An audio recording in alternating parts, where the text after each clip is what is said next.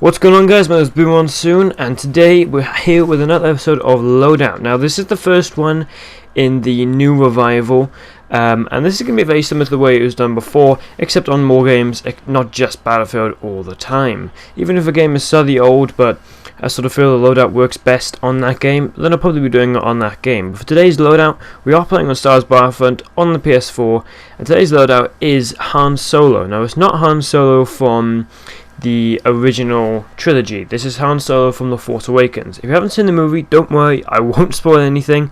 100% swear, no spoilers in this video. I'm literally just talking about some of the equipment and weapons that he uses in the movie. I will be honest right now though, I wasn't able to use one piece of equipment I'd love to use.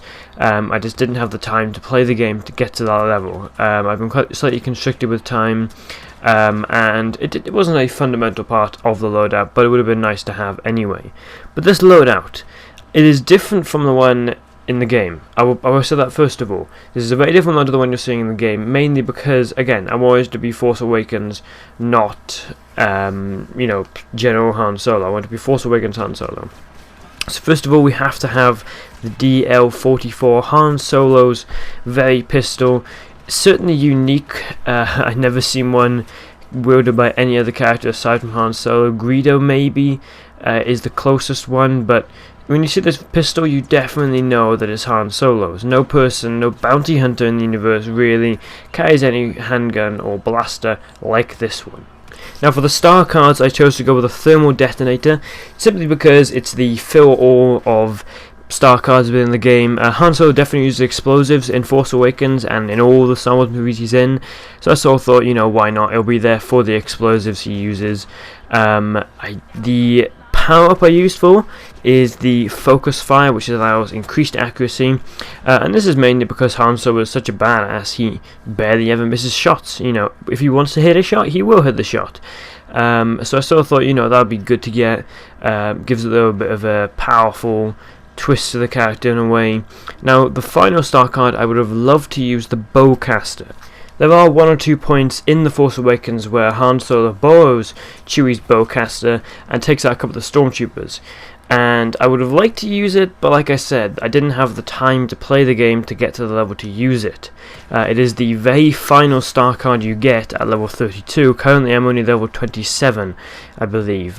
So in order to play the game, I would have had to play a lot more, and there would be less videos, or even videos have been rushed out.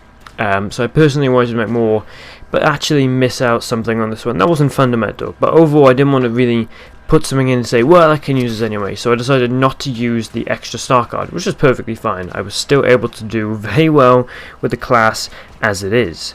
Now, we'll be honest, a few clips at the start of this video, of course, are as an Imperial Stormtrooper, and that was mainly just because I sort of thought, well, hang on, sure, this is a Han Solo class, but we're trying this on the game. We're not really going for the most immersive thing possible, although immersion would be nice to have. Now, I did get most clips as the Rebel side, which was a good thing because of course Han Solo fights the Rebels, not the Imperials, so I thought it was good that I had that. But yeah, the slight apology for that. Nothing really huge, but if anyone complains about it, there's your answer. Now, in terms of this overall as a class, it is actually pretty good. The DL-44 is extremely powerful. It's a simply 2-shot kill, a 2 to 3-shot kill, at any range, and rarely did I actually lose a one-on-one gunfight as long as I was accurate and was able to get on target quick enough.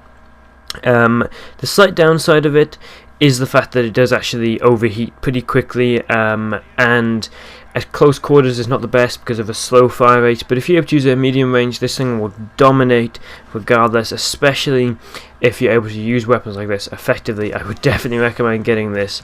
It is unbelievably powerful, takes out targets extremely quickly. The recoil is hard to get used to, but as soon as you get used to it, you'll definitely have it down. Occasionally, I did beat too hastily. A couple of times with this weapon, you need to sort of slow down. You need to stop and take aim, fire at your targets then, instead of constantly rushing out shots trying to hit them all the time. This is not a play and spray weapon. This is a slow, accurate weapon that you seriously need to take cautious shots with, but at the same time not take your time too much, because of course you will lose gunfights. I would easily say the DL-44 is a contender for the best blaster in the game. Now in terms of the rest of the class, the thermal detonator was perfectly fine. It was pretty helpful. If there was two ways I could have gone, I'd throw the thermal detonator one way and then go and check it, or maybe throw it ahead of me to take down some targets and then go and advance into the open spot. Just helpful, but didn't really contribute too much to the class, and if I didn't have it, no change to the class, honestly. The focus fire is extremely powerful.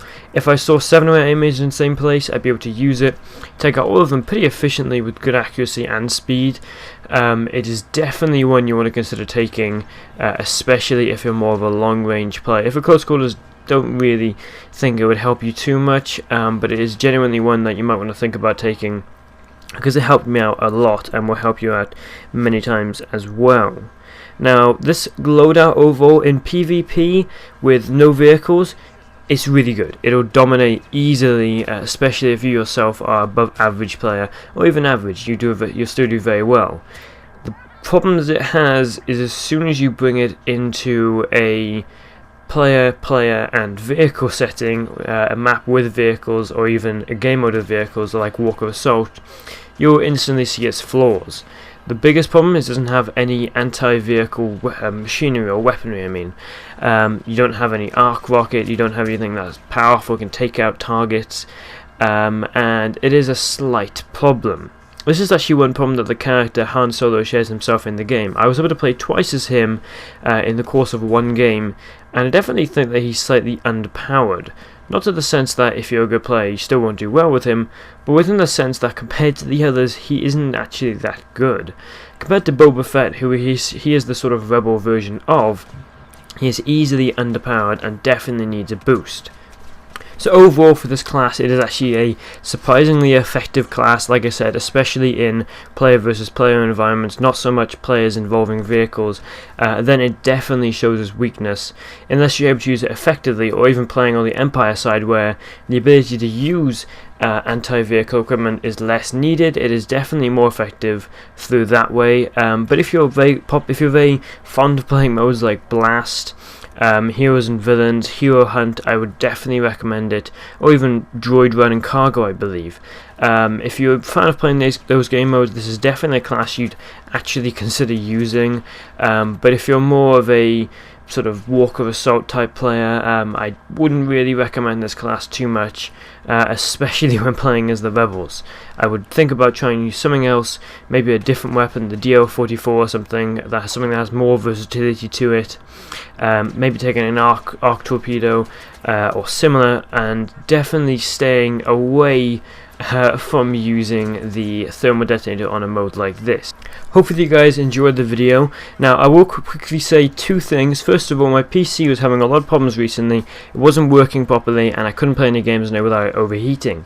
It's miraculously fixed itself, and although it's much more noisy now, it is actually working, so I can finally play Battlefield again. I can play Rainbow Six Siege, which I bought over Christmas, and those will be two games I'll be doing videos on. Expect a Rainbow Six Siege video pretty soon, and hopefully I'll be playing along that game because it is actually very fun.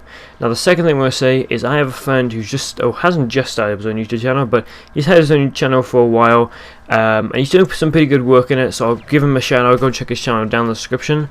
Don't forget to subscribe to him as well. But hopefully you guys did enjoy the video. If you have any suggestions, leave them down in the comments, but until then, BlueMonsoon out.